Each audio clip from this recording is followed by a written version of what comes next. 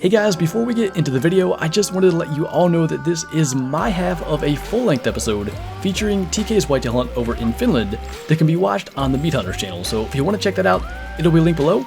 Otherwise, enjoy. November is finally upon us. Here in Pennsylvania and all over the country, the next few weeks are most bow hunters' best shot at sending an arrow towards a whitetail buck in hopes of punching a tag. With bucks chasing does and making far more daylight movement, you never quite know what'll happen next.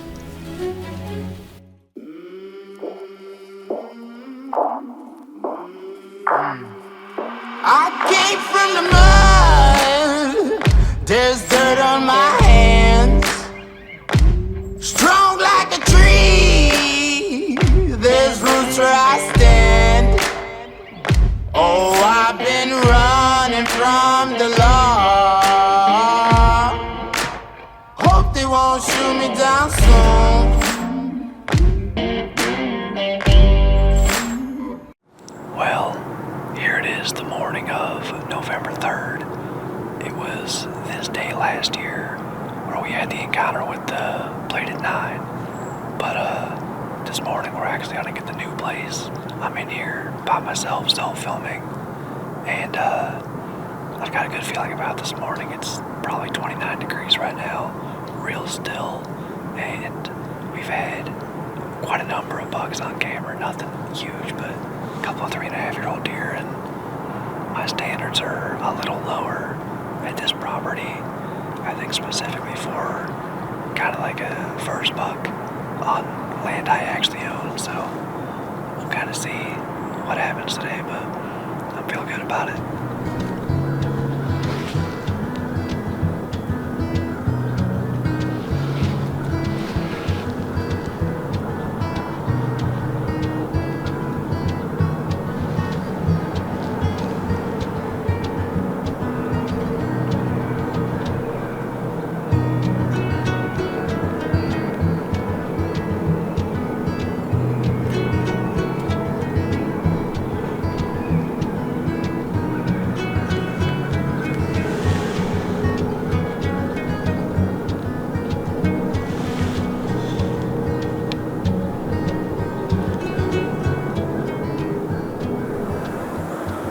That was one of the 8 points that we've had on camera quite a lot, and haven't really named any of the bucks around here, but that has been the most visible one.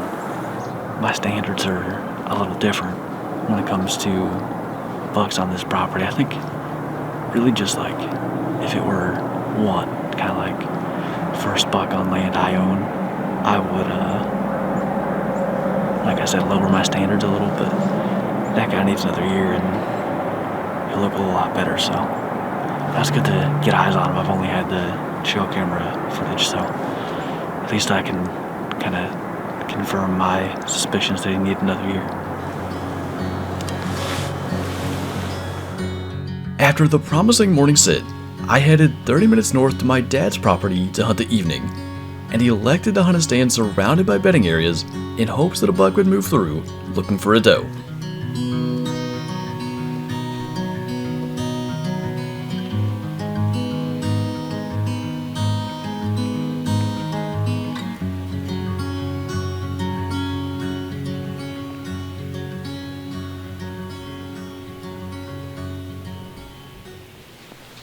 This is a weird hunt. I can see that deer down there.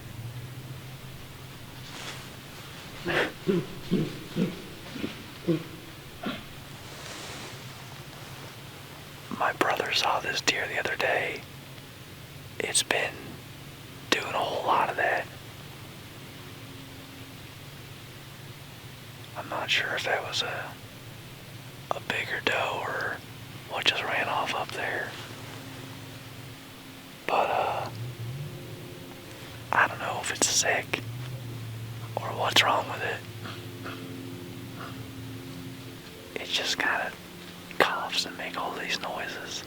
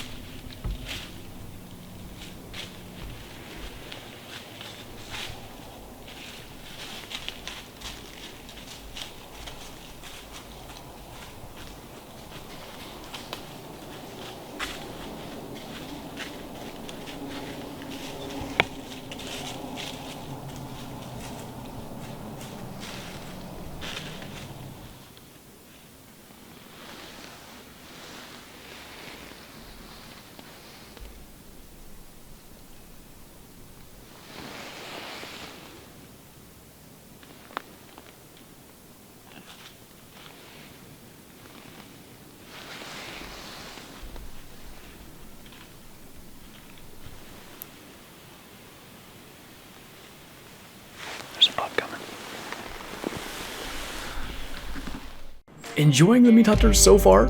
Then be sure to subscribe to our YouTube channel for tons of other hunting content, and stick around for all the upcoming hunting adventures this year and beyond. Like us on Facebook for regular news updates, and follow us on Instagram to keep up with where we're hunting currently. Now, back to the hunt. There's a buck coming.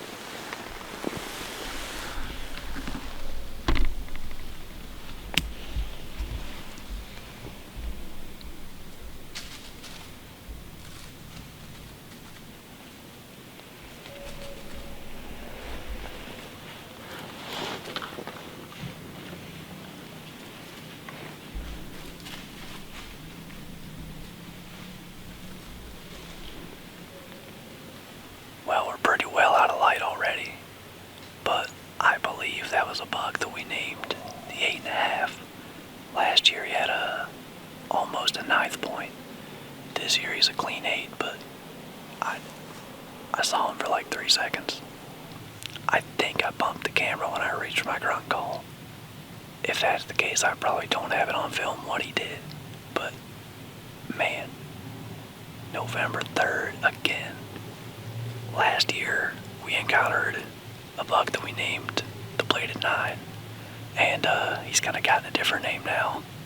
Switched his name to Double Edge for multiple reasons, not the least of which being he's no longer at 9 point.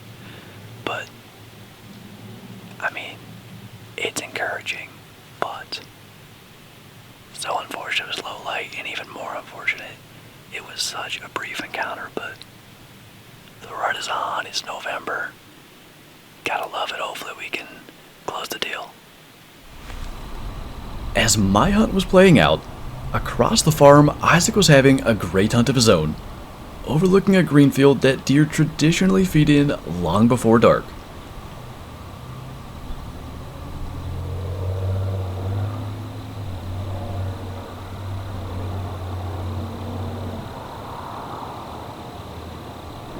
We got a much nicer evening this evening. It's about 45 degrees, it's not real windy, and it's not raining, so that's always a plus.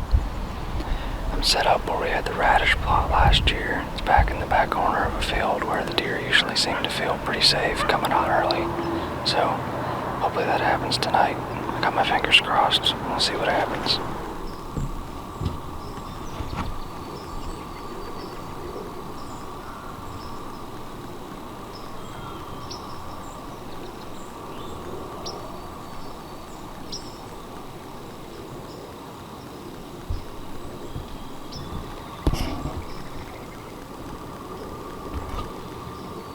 This buck bears almost uncanny resemblance to one I filmed from the same stand nearly 2 years earlier.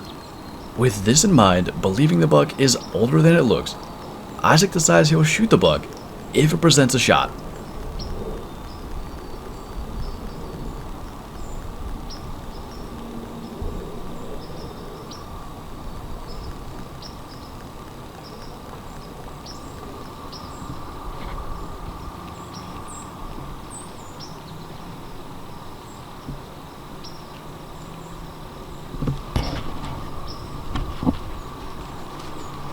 That shot opportunity never came, as the buck stayed beyond 75 yards before heading back to cover.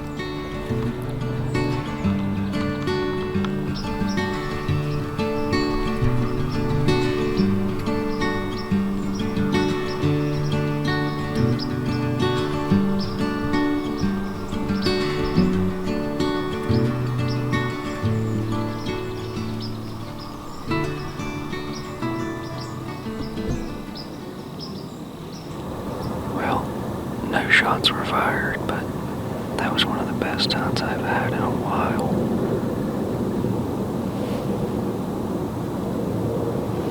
There's actually still a couple deer down in the corner of the field back here, but we're close to 10 minutes past legal shooting length. That one buck that was out there was actually pretty decent. I couldn't tell how many points he had, but it was definitely encouraging to see that movement that early in the evening. That was before 6 o'clock. That buck and then the smaller one that was chasing some of the younger does around, they were both out there maybe 5:30, 5:45, so it's definitely exciting going forward. So hopefully we can get him in a little closer next time.